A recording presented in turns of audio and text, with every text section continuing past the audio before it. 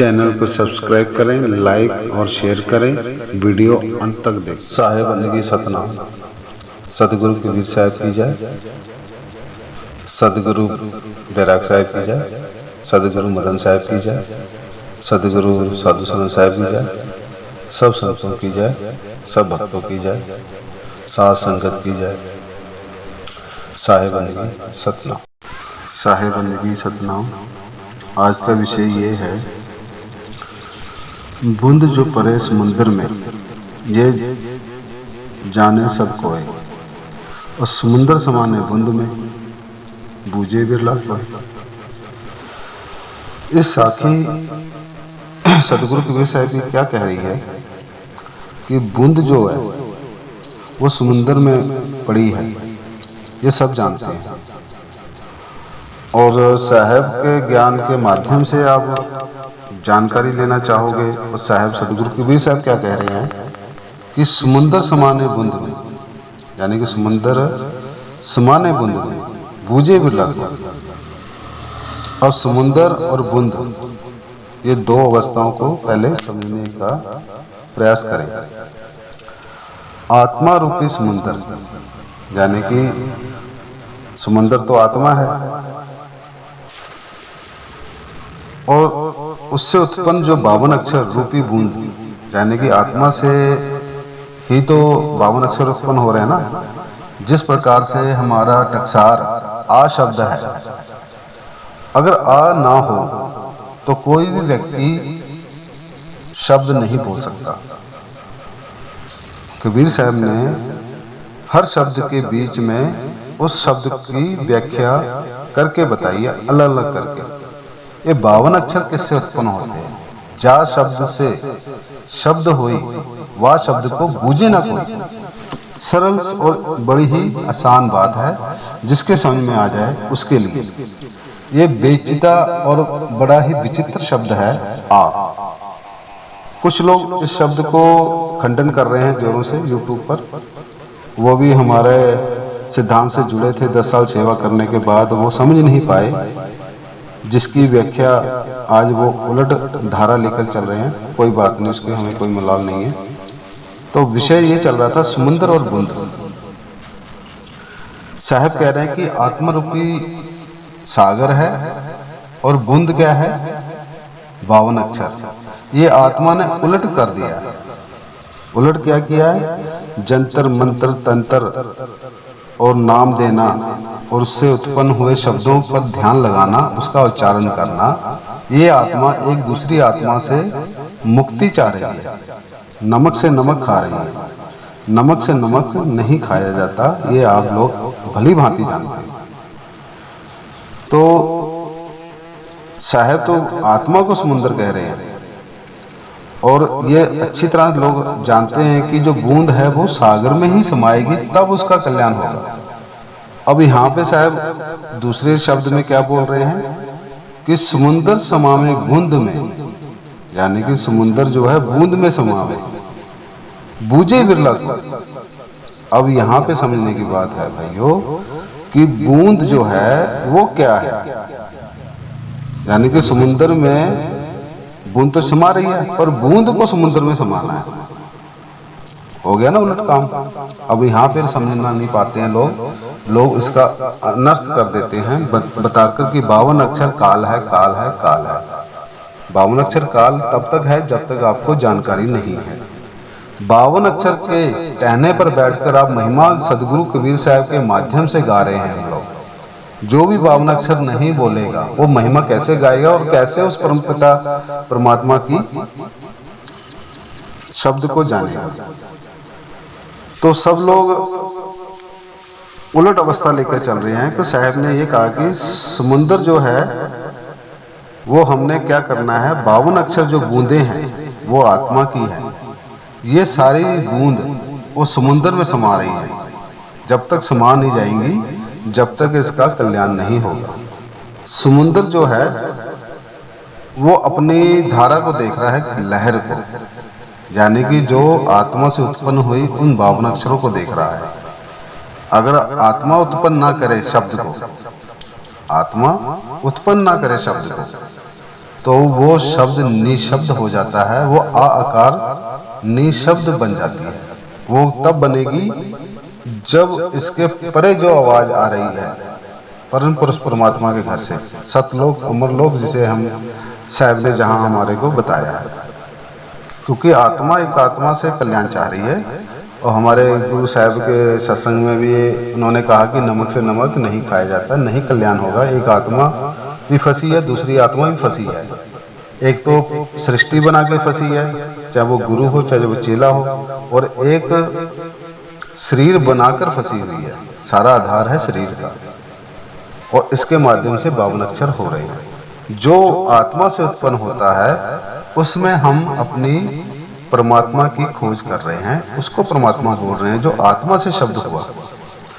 जैसे वाल्मीकि साहब ने राम राम नहीं कहा, रम रम कहा था। उनको जब साधुओं ने ज्ञान दिया था कि भी आप जो कर रहे हो, क्या इसके आधार पर आपका कल्याण होगा, तो उन्होंने जब अवस्था, आप लोग वाल्मीकि की सब जानते हैं इतिहास, तो उनको कल्याण का शब्द पूछा उनसे, उस महात्मा से, वाल्मीकि साहब। पहले उनका नाम कुछ और था, वो मुझे शायद ध्यान नहीं आ रहा है, तो रत्ना नाम था शायद, ऐसे कुछ नाम था उनका। तो कल्याण पूछा, ये बात होती पूछने की भी, हमारे कौन से शब्द से कल्याण होगा। उन्होंने कहा कि राम राम जपो, ऑटो पे है। तो कई लोग कहते हैं कि राम और नाम अलग अलग होता है। अब आत्मा से उत्पन्न राम निकला, राम उत्पन्न होता है, इसका पूरा भेद ना मिलने से, क्योंकि सदगुरु कबीर साहब ने संतों की शरण में जाने को इसलिए कहा गया कि आप उसकी शब्द भेद की खोज कीजिए। जा शब्द से शब्द हुई, वह शब्द को बूझे ना कोई। तो राम राम कहने से उन्होंने राम राम की प्राप्ति सिद्ध कर लिया, यानी कि वो सिद्ध पुरुष बन गए। भूत भविष्य और काल को देखने का उनका दायरा बढ़ गया, वो उसके अलग हो गए। और आज भी उनका नाम, उन्होंने भी सार शब्द की व्याख्या करी है वाल्मीकि साहब ने। राम राम शब्द, सार शब्द क्या है।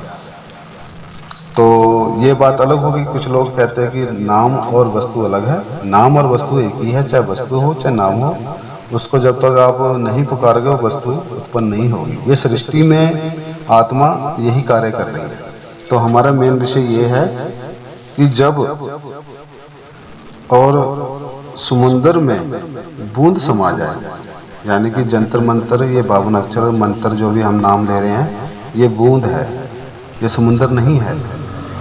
और आत्मा ने इस बूंद को समुद्र मान लिया है। जब इसको उलट ध्यान से समझोगे तो सीधी बात यह है, समुद्र रूपी आत्मा है और 52 अक्षर जो बूंद है, जो शब्द निकल रहे हैं, वो बूंद है। जैसे किसी ने हमें मंत्र दे दिया, कहीं भी जाओगे तो नाम मिलेगा। नाम जैसे ओम सोम है, सांसा पे ध्यान लगाना, और सोम सतकबीर, राम सतकबीर, ऐसे ऐसे जो आत्माएं अपने प्रेम गुरु से करती रही, उन्होंने भजन के समय में कुछ शब्द मिलता है और शब्द देते हैं वो कि तुमने इसका सिमरन करना है। चाहे वाहिगुरु सतनाम कहो, चाहे ओमकार का सिमरन करो, चाहे रारणकार का सिमरन करो, चाहे झनकार का ध्यान लगाओ, चाहे किसी भी ब्रह्मंडी शब्द का ध्यान लगाओ। ब्रह्मंडी शब्द अलग होते हैं, जो आत्मा उत्पन्न करती है वो मंत्र और जंत्र होता है, उसी को सार शब्द बोला गया है। जैसे लोग कह देते हैं ओमकार, सूर्य में ओमकार की उत्पत्ति अब वैज्ञानिकों ने, कईयों ने अब सत्संग में बताने लगे हैं कि सूर्य में ओमकार की ध्वनि उत्पन्न हो रही है। तो इसी प्रकार से इसे ब्रह्मंडी शब्द बोला गया है, क्योंकि किसी के आधार से नहीं हो रहा है, वो तत्वों के आधार से हो रहा है। तत्वों में जैसे कोई ऑटोमेटिकली जैसे चिप फीड कर देता है और वो अपने आप आवाज, आप ही की स्वयं की आवाज है, वो बोलती रहती है, उसे भी अखंड शब्द बोला गया है। वो शब्द ऐसे होता है जैसे आदि अंतकाल से जो सृष्टि बनी है वो ओमकार से बनी है। और ओमकार को शुद्ध करने के लिए कबीर साहब ने उस शब्द में से हमारा संकेत शब्द निकाल के दिया है, आ शब्द। क्योंकि ओम बोलोगे, अलग अलग शब्द बोलोगे तब भी उसमें आएगा ओम, तो उसके आधार से ये मिक्स हो गया। जैसे ओम लगातार आप बोल सकते हो, आ को कितनी देर तक आपकी श्वासा में वो आ जैसे अलाप लेते हो, उसी तरह से वो शब्द निकलता है। आ अखंड शब्द है, पर वो आ जो शब्द है वो उच्चारण नहीं कर सकते हम उसे। हम बोलेंगे तो जितनी हमारी सांस होती है वो उतनी देर तक ही वो बोल सकते हैं। तो उसको बोलने के लिए हमारे कोई भी संत, कोई भी गुरुदेव इस गले से निकली हुई आवाज को नहीं बोलते हैं। कुछ लोगों ने उनका ज्ञान लेकर खंडन करके गलत लोगों को प्रस्तुत कर रहे हैं ज्ञान को, वो गलत तरीका है उनका। तो हमारा गुरुदेव से उनके सामने भी कई बार गुरु जी ने चर्चा करी, जो हम गले से बोल रहे हो ये सार शब्द नहीं है, ये बात एकदम सही है। कुछ लोगों ने उसको ज्ञान को खंडन कर दिया, समझ नहीं पाए, उसका जानकारी नहीं दे पाए।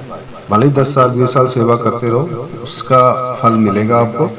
फल क्या होता है कि आपने निष्भाव से सेवा कर रहे हो, इच्छा सहित सेवा कर रहे हो, वो उसकी अवस्था अलग है। पर मेन अवस्था क्या होनी, अपने गुरुदेव से वो परमात्मा में शब्द का कल्याण, जिससे हमें कल्याण होना है, जिससे हमने निकलना है, वो शब्द की जानकारी कोई नहीं ले पा रहा।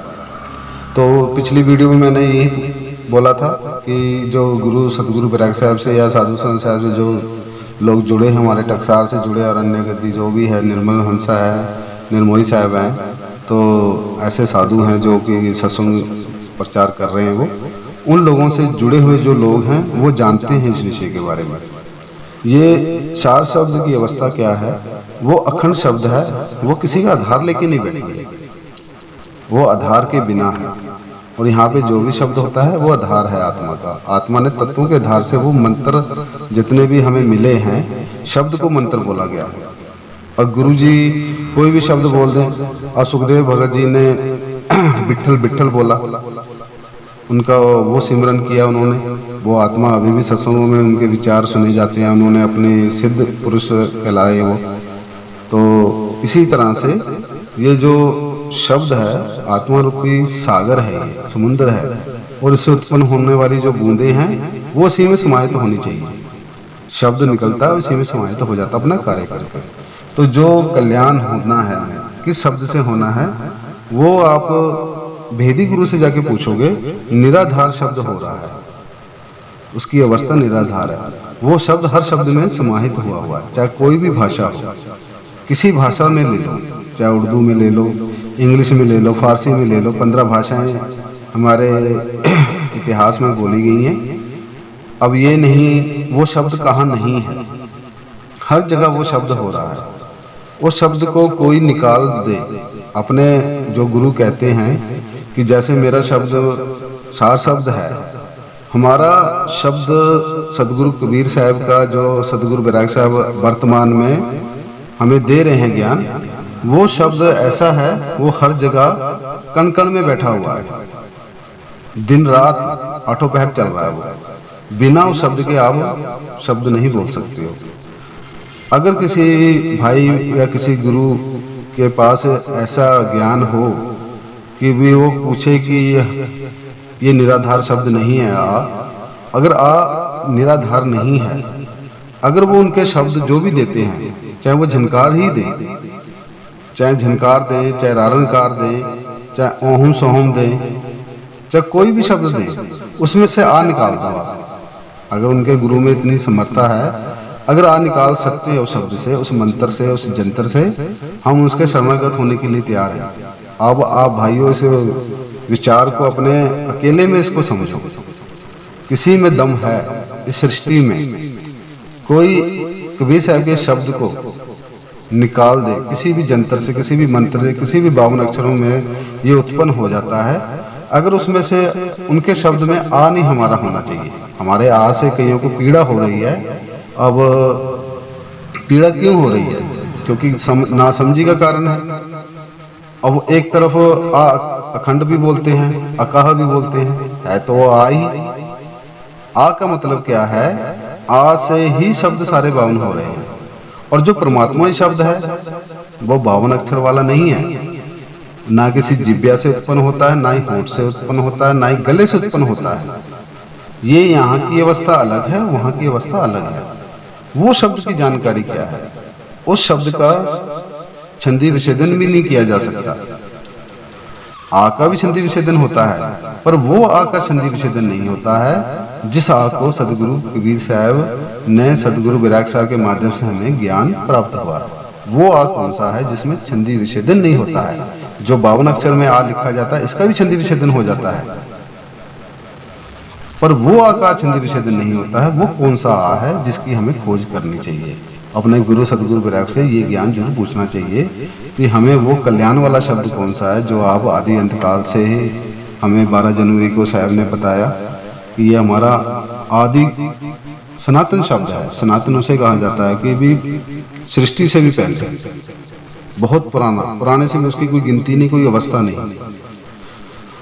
तो जब लग ये 52 अक्षर का ज्ञान नहीं समझ में आएगा, ये 52 अक्षर कहाँ से उत्पन्न होते हैं, लोगों ने जिस डाली पे बैठे हैं उसी डाली को काट रहे हैं। जिस शब्द से हमें कल्याण होना, उसी शब्द का खंडन कर रहे हैं। ये सुनकर हमें कोई अफसोस नहीं अब होता है। पहले अफसोस इसलिए होता था क्योंकि उसकी अवस्था को हम भी समझ नहीं पा रहे थे कि ये व्यक्ति मान क्यों नहीं रहा है, क्योंकि उसने अपने मन में जो शब्द बनाया, जिसने प्रचार किया और उसने गाया, और गाने के बाद उसको हकीकत पता चली तो वो हकीकत नहीं जान पाया भी अब मैं इसको कैसे बदलूं। तो वो अवस्था चेंज हो जाती है। तो अवस्था चेंज हो चाहे ना हो, तो जो व्यक्ति परख करेगा शब्द की, हमारा शब्द हर शब्द में आएगा। ओम, इसमें भी आ गया, पर आ में ओम नहीं आएगा। मेन बात ये समझने की है। कोई भी शब्द बोलो आप, हमारा शब्द ऑटोमेटिकली प्रकट हो जाता है। हमारे शब्द में जो हमने माना है, अपने गुरु से प्रेम किया है, हमारा शब्द ये होता है, वो तुम्हारा भी वही शब्द है, पर आप लोग मान नहीं रहे। ना ही आप मान सकते हो। क्यों? क्योंकि आपको गुरुदेव से प्यार नहीं है। जो लोग गुरुदेव से प्यार करते हैं वही इस शब्द की जानकारी ले सकता है।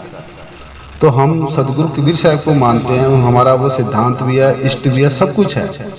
और मदन साहब ने नाम प्रकाश में खुल्लम खुल्ला उस शब्द की व्याख्या करी है, 4 भेद बताए हैं। जो 4 भेद का भेदी होए वो गुरु है पूरा सो, यानी कि पूरा गुरु 4 भेदी वाला होता है। 3 भेद तो सब लेके बैठे हुए हैं, जड़ चेतन और आत्मा का ज्ञान, माया का ज्ञान, पर परम पुरुष परमात्मा चौथे का विज्ञान जो है, हमारा सार शब्द है, सतनाम जिसे बोला गया है, वो क्या है?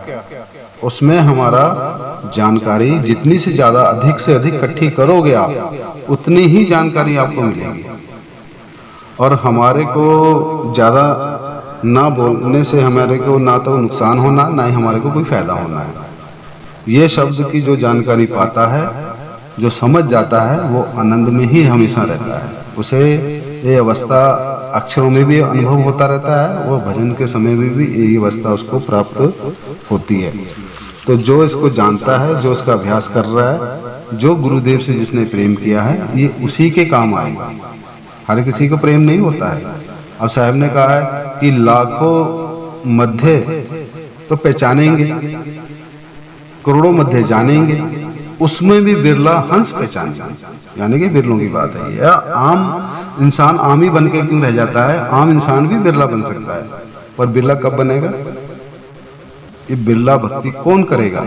जो गुरुदेव से प्रेम करेगा। वो उस शब्द को गुरु ने जो दे दिया, कहता है कि गुरुदेव की बात एक एक 16 आने सच होती है। वो हमें कभी मिसगाइड नहीं करते हैं और एक समान ज्ञान देते हैं। फर्क समय का रह जाता है, किसी को जल्दी समझ में आ जाता है, किसी को लेट समझ में आता है। समझाने के बाद भी कि भाइयों को अभी तक समझ में नहीं आ रहा है। वो बेचारे लगे तो हुए हैं पर विश्वास नहीं हो पा रहा है। ये शब्द ऐसा है हमारा। तो जो शब्द निराधार चल रहा है, वो कोई भी व्यक्ति गले से नहीं उसको बोल सकता है। वो गले की अवस्था की बात ही नहीं है, वो 10वें द्वार की बात है। साहब ने 10वें द्वार की बात बोली है, गले की बात तो बोली नहीं कभी भी। और ना ही किसी हमारे संत ने, किसी साधु ने गले से कहा कि ये हमारा सार शब्द है। संकेत जरूर वो बोलते हैं समझाने के लिए कि ऐसा मिलेगा वो शब्द, ऐसी इसकी पहचान बताई है। अगर आपको शब्द की पहचान ही ना हो, शब्द की पहचान नहीं होगी, तो कैसे आप जानकारी लोगे, कैसे उसको पाओगे? तो सदगुरु बैराग साहब वर्तमान में बैठे हुए हैं, उनसे पूछो, वो तुम्हें बताएंगे। और मैं अपनी वाणी को यहीं विराम करता हूँ। आगे और वीडियो को मैं नाम प्रकाश के माध्यम से जो हमें ज्ञान मिला है गुरुदेव से, वो मैं डालता ही रहूंगा। इस चैनल को सब्सक्राइब भी करते रहो और इस वीडियो को पूरी देखोगे तब आपको और जानकारी और आपका विचार समझ में आएगा। साहिब